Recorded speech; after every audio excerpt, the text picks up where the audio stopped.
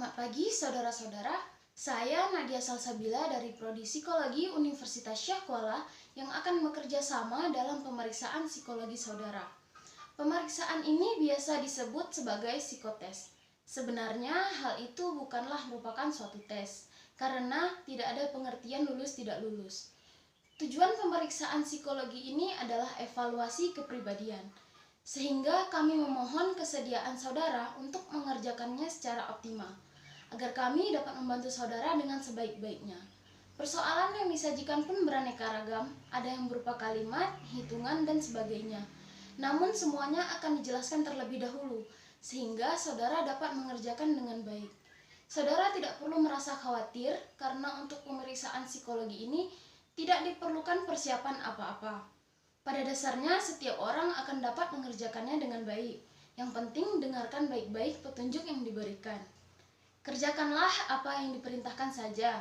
Jangan mengerjakan apa yang tidak diperintahkan. Jika belum memahami petunjuknya, bertanyalah pada saat kesempatan bertanya diberikan.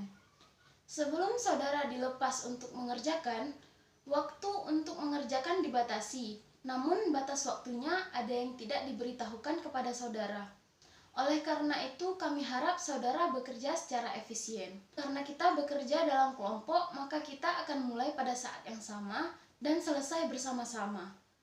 Jangan ada yang mendahului mulai, tetapi juga jangan ada yang masih tetap bekerja setelah aba-aba berhenti diberikan. Saudara boleh menggunakan bolpen atau pulpen, kecuali pada tes tertentu. Kami akan mengharuskan saudara untuk menggunakan pensil yang kami pinjamkan. Tidak diperkenankan penggunaan penggaris maupun penghapus. Apakah ada pertanyaan? Jika tidak ada, marilah kita mulai dengan mengisi lembar riwayat hidup. Baiklah, kali ini kita masuki ke dalam pengisian lembar riwayat hidup.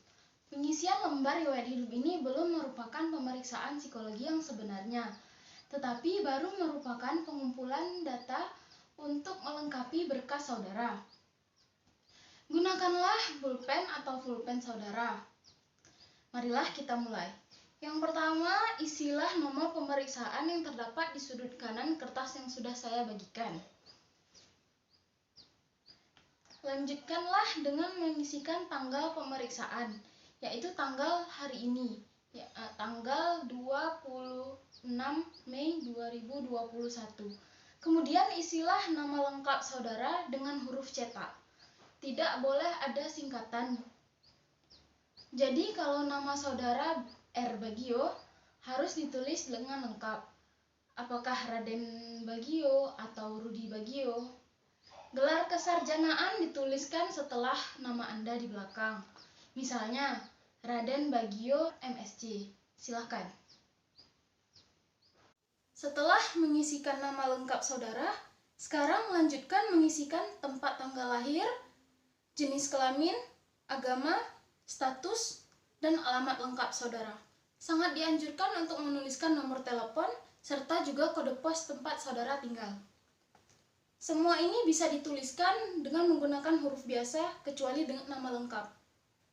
Setelah selesai tulis identitas semuanya ini, kita lanjutkan ke kolom keluarga. Yang pertama, di keluarga ada orang tua, yaitu ayah dan ibu. Tuliskan nama ayah dan nama ibu. Misalnya seperti Irwan Rahman dan Mariana. Apabila sudah almarhum, tulislah di belakangnya dalam kurung almarhum. Kemudian pekerjaan ayah dan pekerjaan ibu. Misalnya ayah sebagai karyawan BUMN dan ibu sebagai ibu rumah tangga. Lanjut yang terakhir, apabila alamat orang tua sama seperti alamat saudara, tulislah idem saya. Namun apabila berbeda, tulislah alamat yang ada pada orang tua saudara. Jika telah selesai, marilah kita lanjutkan lagi. Di bawah garis terdapat beberapa judul yang berbeda.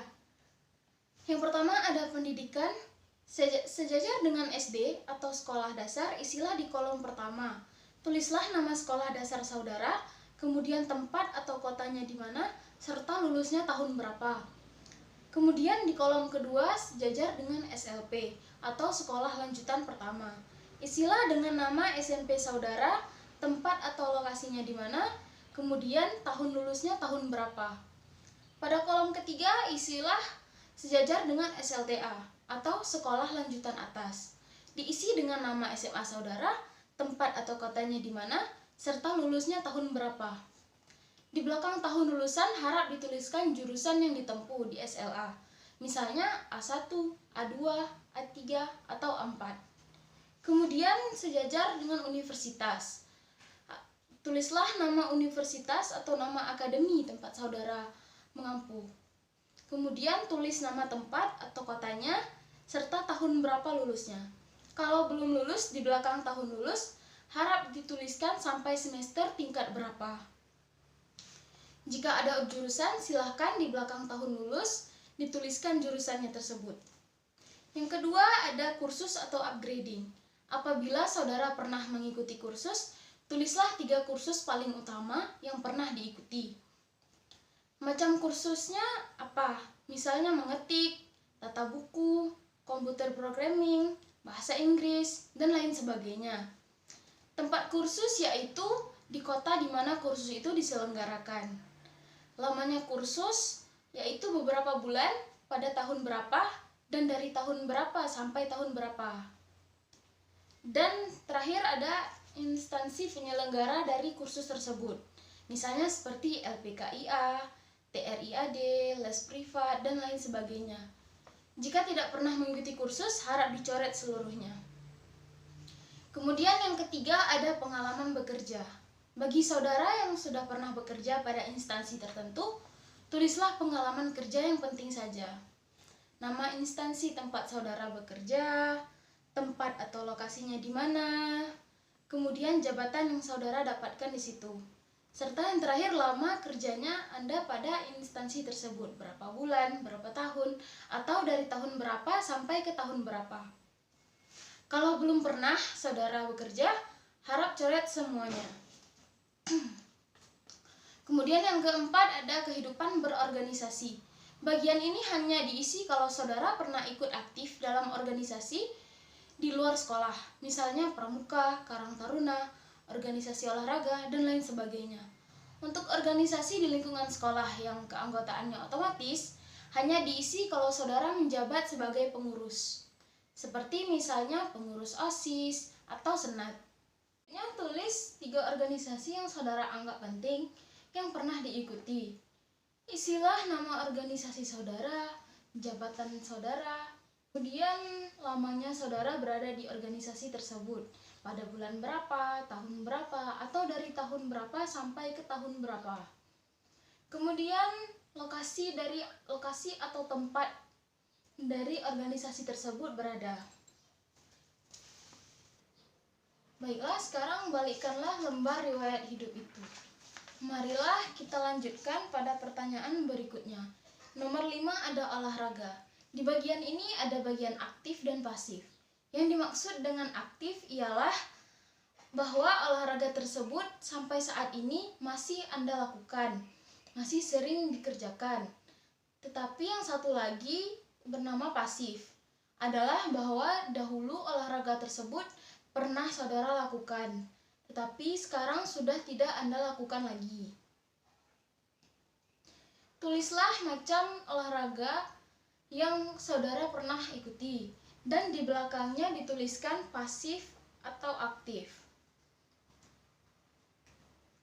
Kemudian lanjut nomor 6, kesenian. Cara mengisinya sama seperti olahraga tadi di nomor 5. Silahkan saudara mulai mengisi. Kemudian nomor 7, kegemaran atau hobi. Tulislah kegemaran atau hobi saudara. Semuanya terserah kepada saudara.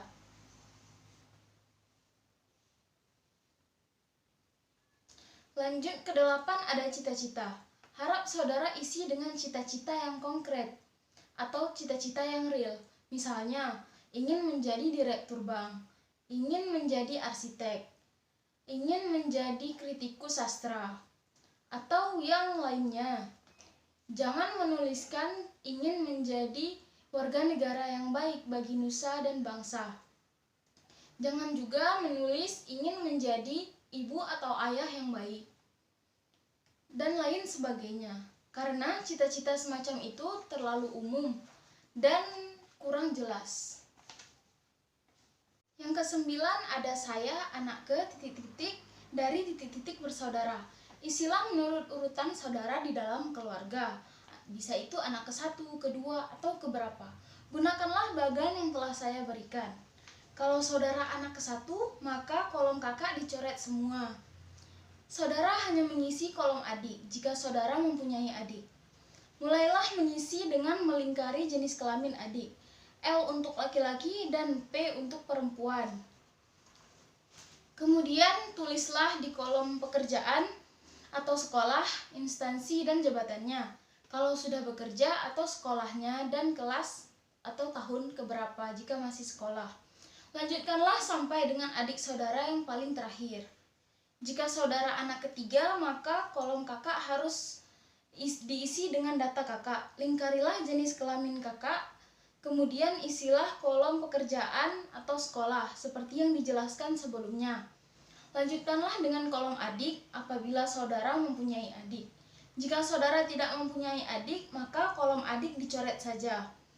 Kalau saudara anak tunggal, kolom kakak dan kolom adik dicoret saja semuanya. Yang ke-10, apakah saudara pernah sakit keras? Pertanyaan ini harap dijawab. Jika saudara pernah sakit keras, yaitu sakit yang memerlukan perawatan lama atau yang dirasakan berat, lingkarilah kata pernah. Kalau tidak pernah, lingkarilah kata tidak. Kalau pernah sakit keras, jawablah pertanyaan di bawahnya. Tulislah nama penyakit Anda waktu itu, dan bila mana terjadi, cukup tuliskan tahunnya saja. Kemudian nomor 11, apakah saudara pernah mengalami kecelakaan yang berat? Yang dimaksud dengan kecelakaan berat adalah kecelakaan yang menimbulkan cacat, yang masih dirasakan akibatnya hingga saat ini, atau yang harus dirawat di rumah sakit atau di rumah dalam waktu yang cukup lama. Kalau pernah, lingkarilah kata pernah. Jika tidak pernah, lingkari kata tidak. Jika pernah, jawablah pertanyaan yang ada di bawahnya. Kecelakaan apa pada waktu itu? Bila mana terjadi, cukup tahunnya saja. Dan apa akibatnya? Kalau tidak pernah mengalami kecelakaan berat, coretlah pertanyaan yang ada di bawahnya itu. Nomor 12, pernahkah saudara mengikuti psikotes? Maksudnya adalah pemeriksaan psikologi sebelum hari ini.